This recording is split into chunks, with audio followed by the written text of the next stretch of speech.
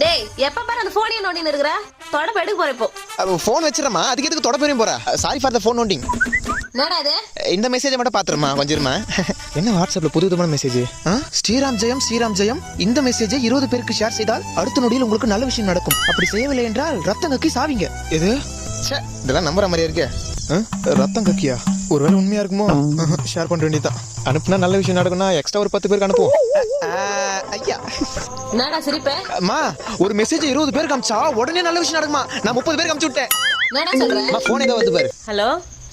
எப்ப ஆச்சு என்னம்மா உன் பாட்டி செத்து போயிட்டாங்கடா மா இதுக்கு என்ன சம்மந்தம் இல்லம்மா சும்மா இதுக்கு என்ன சம்மந்தம் இல்ல டேய் ஐ சொன்ன மாதிரி நல்ல விஷயம் நடந்துச்சு